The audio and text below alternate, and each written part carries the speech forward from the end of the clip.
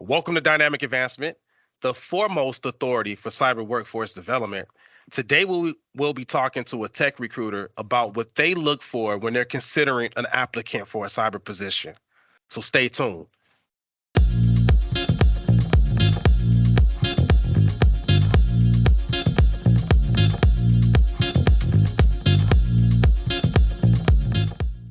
All right.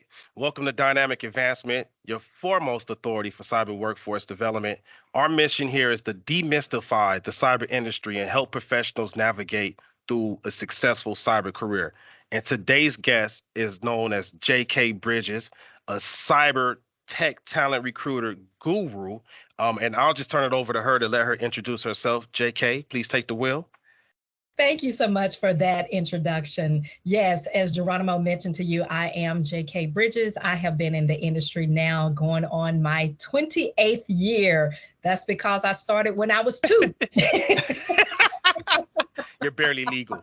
But since being in the industry, I've had the good fortune to employ as a former civil service employee on the federal side of things, as well as I've been in corporate America employing with the likes of GMAC, State of Texas, Microsoft, Robert Half Technology, and I'm currently with GovSpend, and I'm soon to take on and embark upon a new endeavor with Case Government Technologies. So that's kind of giving people the broad overview as to what I have done. Awesome. Awesome. Thanks for that wonderful introduction. So I want to share with the audience, we were discussing online on LinkedIn, right? Sharing just tricks of the industry on how to get in. And you made a very, very good point on the importance of researching the desired companies people want to work with. Can you Yes. share more about that? Absolutely. One of the biggest mistakes that I see as a seasoned recruiter is that when the young and up and coming techies that's coming into the industry, everybody often say, I want to employ with this company or that company. And I'm not going to name drop here. But what I often tell those same individuals is make sure that you have researched that organization. Make sure that that organization's platform aligns with what you're looking for, the things that you believe in, the benefits in which they offer, and most importantly, the growth potential there. Secondly, as someone new in the tech field, they need to look for things, Geronimo, that's within the particular tech stack that he or she may have acquired. Because, for example, if a company is more into back-end development, but yet you're more of a front-end developer, you're kind of, spinning your wheels, right? You're not going to necessarily end up doing the things that you have your greatest expertise in. And so that's why I always encourage individuals, make sure that you have done your research other than just going off the excitement of the name of the organization. Yeah, exactly. People get stuck on those brand names, right? Yes. Can you elaborate a little bit more when you say front end and back end? Some of our viewers are brand new to cyber, so they may not know what that means. Can you just kind of put that in plain non-cyber English, please? Absolutely.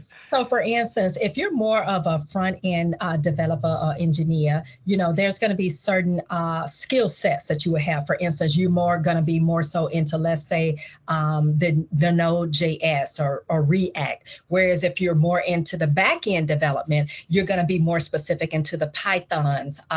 You're going to be more into the JavaScripts. You might even have more of an expertise depending on how far you have set your certifications to functional programming, such as here with GovSpend. Our particular tech stack here at GovSpend is full stack back end with functional programming.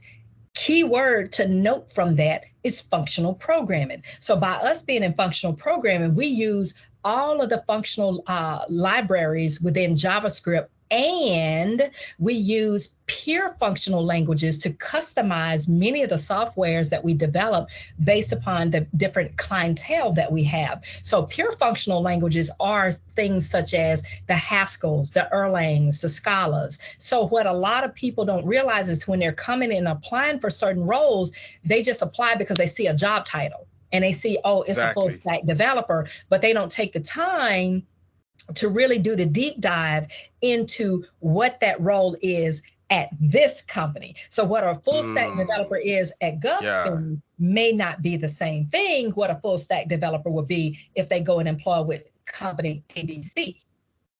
got it. So all those positions sound cool. I definitely understand what you're talking about. So let's say if I'm someone watching this and I'm brand new, I haven't even Mhm. got my feet wet to get some Right. of those full stack development type of positions you're talking about. What would you recommend would be a good first step so someone can eventually acquire the skills and aptitudes that they would need to be considered by a tech recruiter like yourself?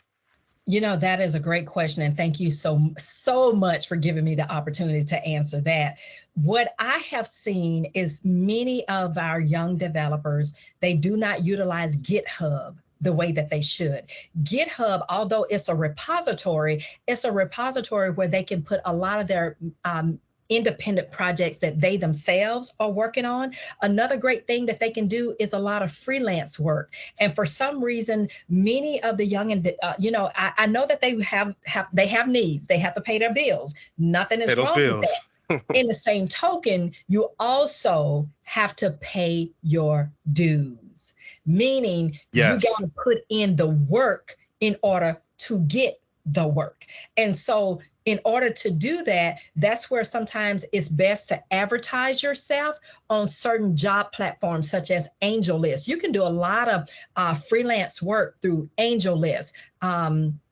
Even GitHub now allows you to create a profile. And if there are individuals that's looking to hire you to do, let's say, $300 worth of work, you can get that work. And then now, guess what that does? It creates a work experience for you. So, this is what Good I point. feel is a missed opportunity that many of the young up and coming techies do not take advantage of. Got it. No, great examples.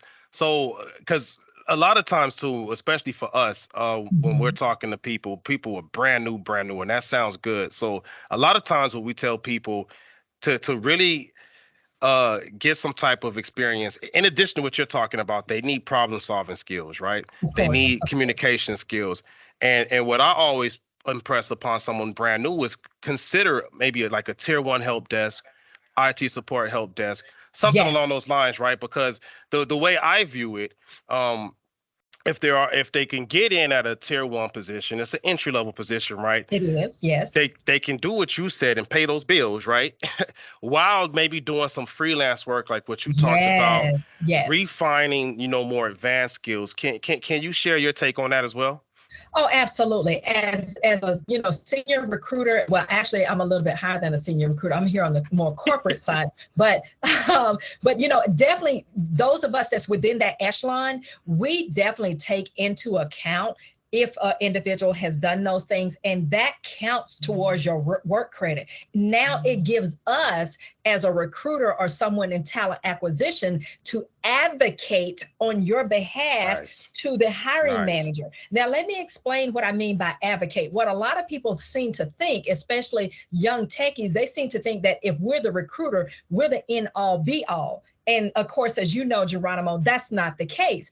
We are the first step, but you have to be a strong enough applicant, or you have to at least have demonstrated yourself as a potentially strong enough applicant on paper, so that now when we pitching you to the hiring manager, we have enough leverage to sweet talk them to say, this is someone you really need to look at. Because I tell people all the time, as a recruiter, I am a salesperson without being a salesperson. You have to know how to smooth that hiring manager, that supervisor. And sometimes in my case, I'm often dealing with people on the more executive level. So I need to make Got it. sure that the applicant that I'm working with have truly put in the work, so that, Hmm. if I really want you, you may have the best personality in the world, but if you on paper don't necessarily reflect what you're saying to me, it kind of puts me in a difficult position to want to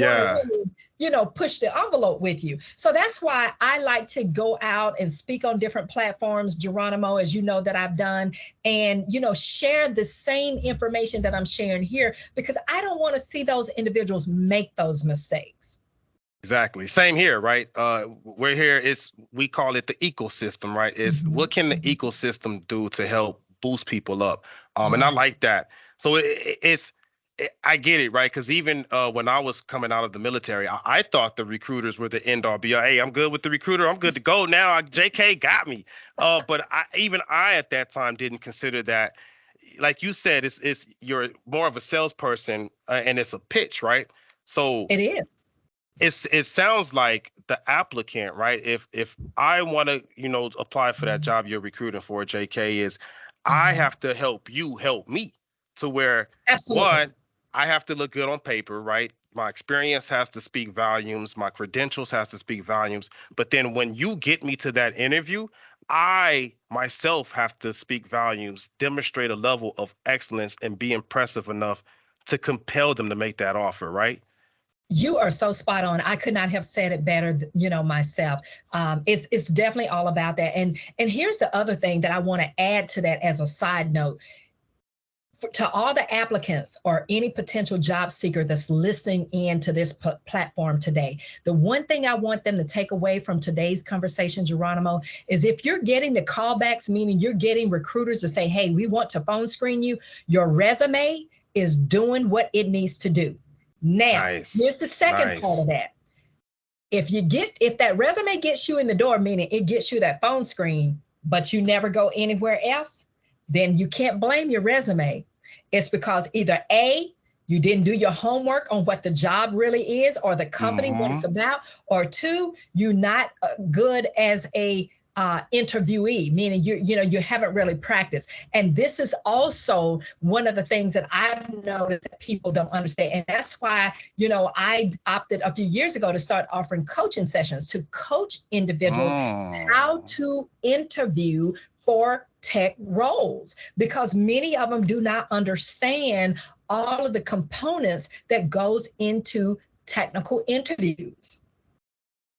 Nice. Good point. Good point. Because that's something I always caution people too. Because also too, another misconception is on top of, okay, I'm in with the good tech recruiter, so I'm in there. Another Right. misconception is I have all these great certifications, so certification equals guaranteed job.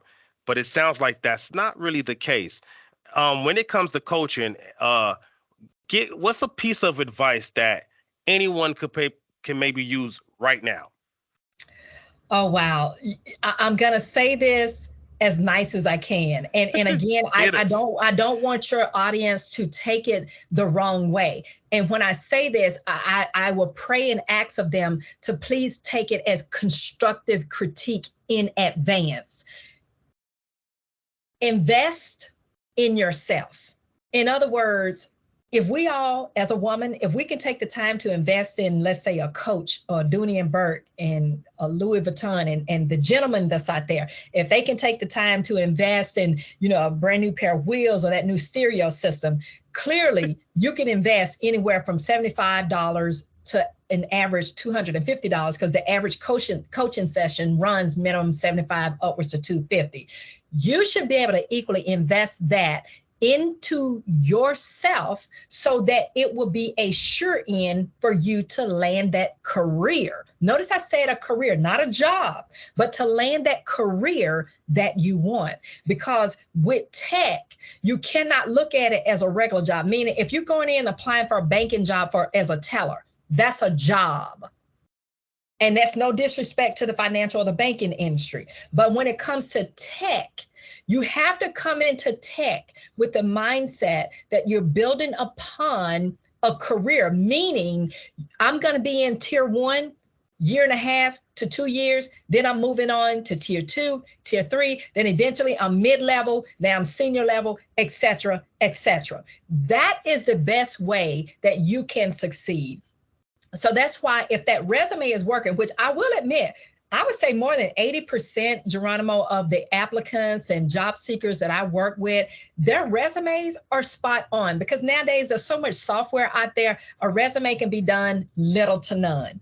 But what you can't Google is your personality, Yep. meaning how Yep. upbeat you are, how Yep. informed are you, how well can you articulate yourself during an interview. And see, what most techies don't realize, they feel like, well, I'm a coder. I'm just going to sit there all day long and write code. Well, no, because depending on the company that you employ with, you may have to give a presentation to your team, to the director, to other internal customers within the organization.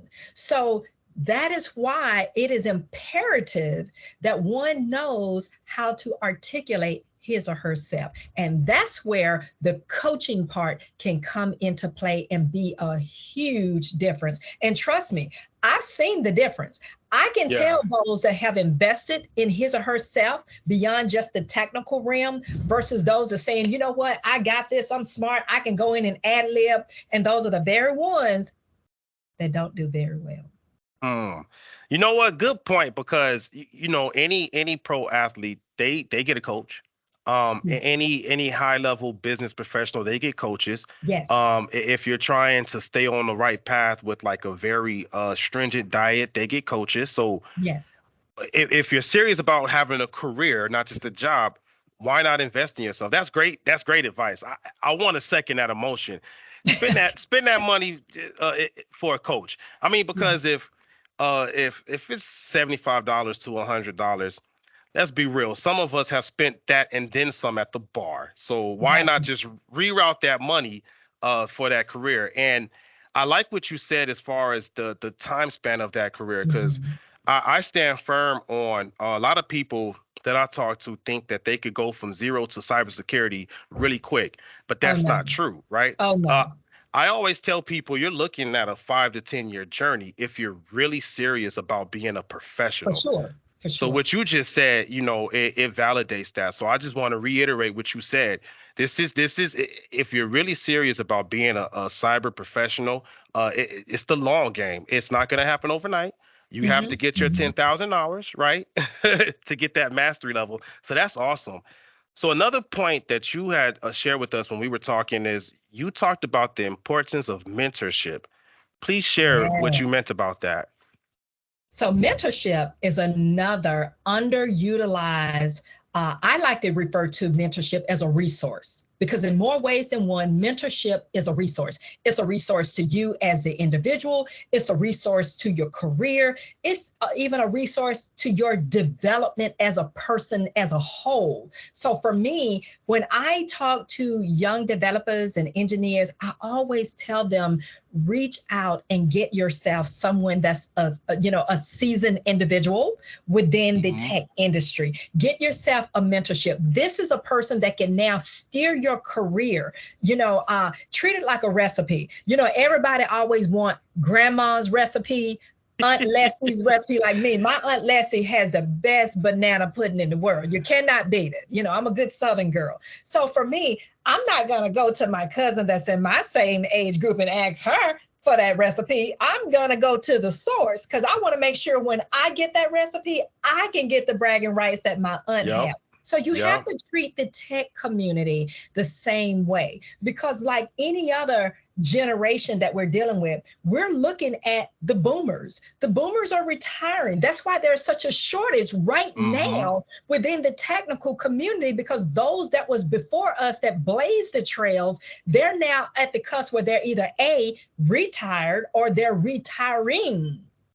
So that's a great Good point. way to Good point. partner up to someone. Also, individuals such as yourself, you're now Geronimo. You paid your dues. So someone that decides to pair up with a person that is of your equivalency, that Hmm. that is phenomenal knowledge. That's someone that can give you the hands-on insight. This is someone that if you're working on an independent project, they can tell you the best way to steer that project to get you the visibility that you need. And let's be honest here, in an indirect way, mentorship is networking. Ooh, ooh, good point. Good point. So that you just displayed the power of networking. And Yes.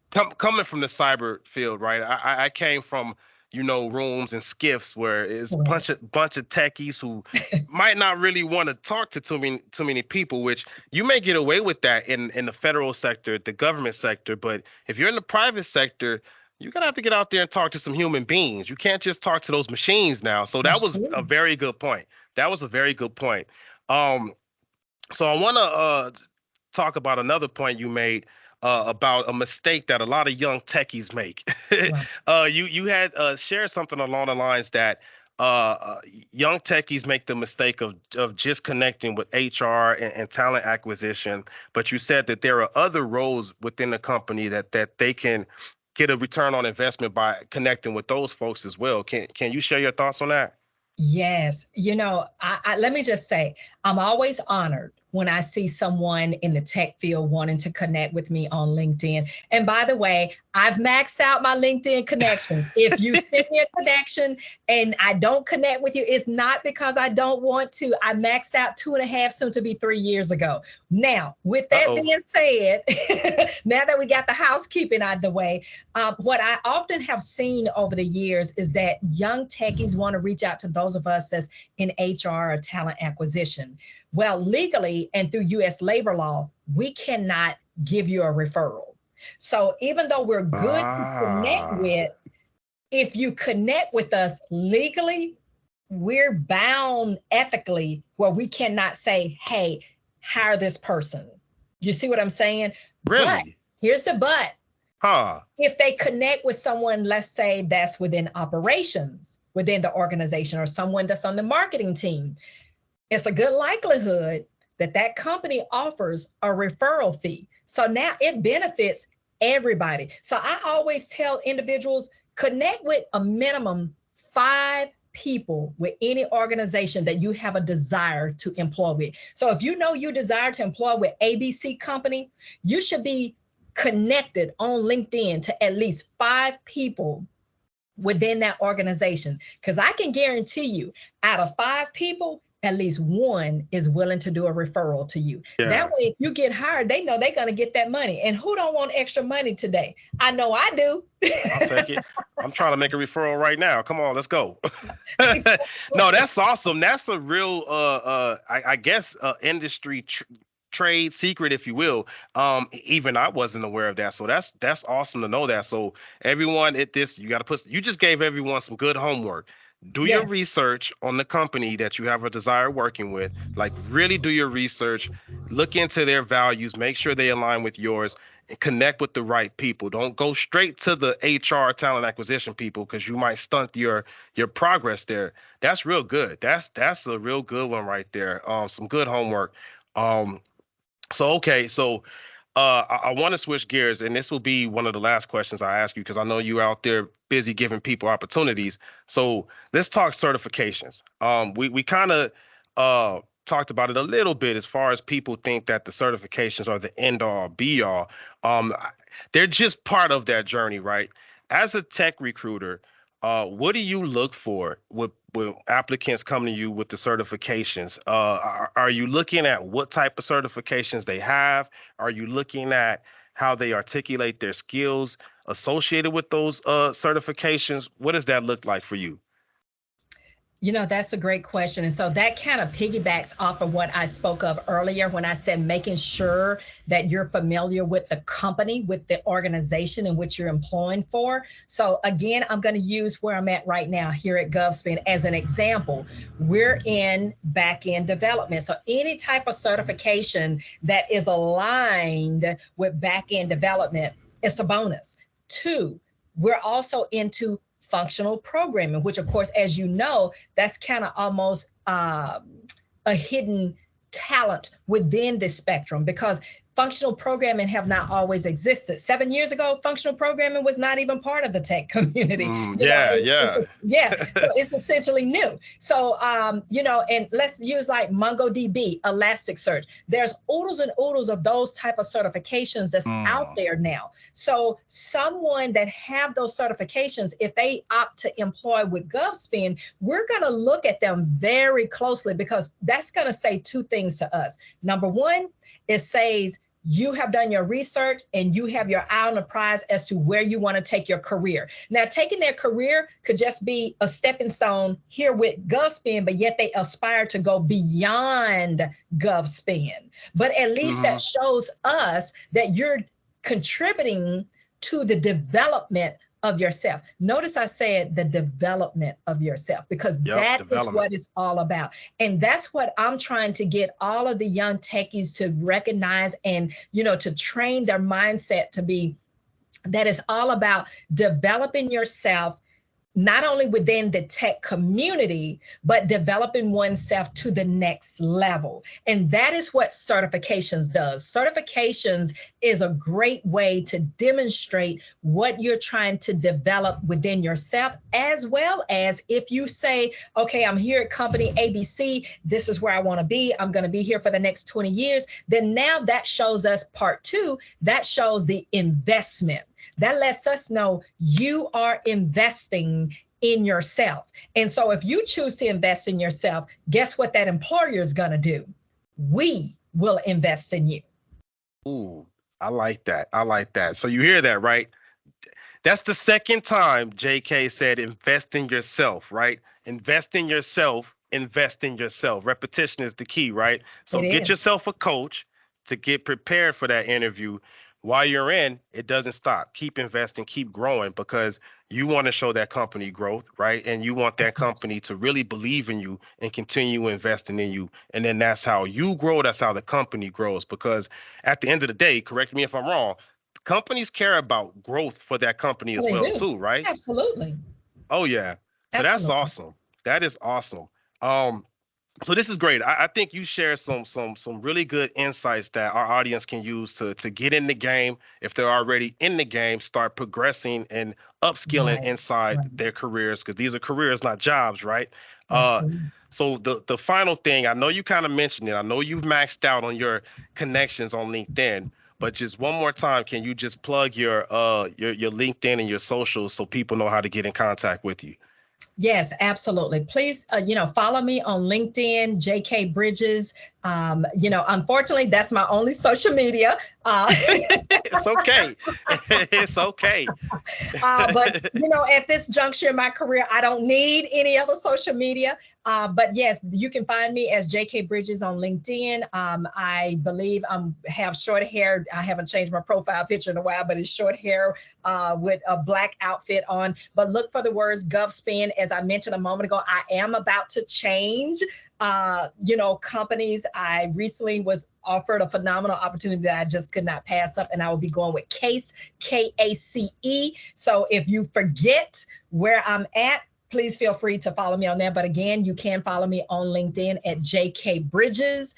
And I am happy to offer any, assistance that I can within young up and coming within the That's community. awesome. I do a lot of things within the DE&I, diversity, equity, and inclusion community, even here at GovSpend, as well as my new opportunity that I'm about to embark upon with Case. I also will still be heavily involved on the corporate side of things with DE&I. So please feel free, reach out to me, and I'm happy to assist wherever I can. That is awesome. So my last word right now, final thought, right? After having this conversation with you, JK, what kept stood out to me was the word alignment. So Yes, as we walk away from this, thanks again for your time. Alignment. Make sure the companies that you're looking at are aligned with your desires, your values, but also make sure you have the skills and credentials that are aligned to the what they're looking for. So agreed. that's awesome. Thanks again, JK. You take care, be safe, and cheers to your success, everybody. Thank you. My pleasure.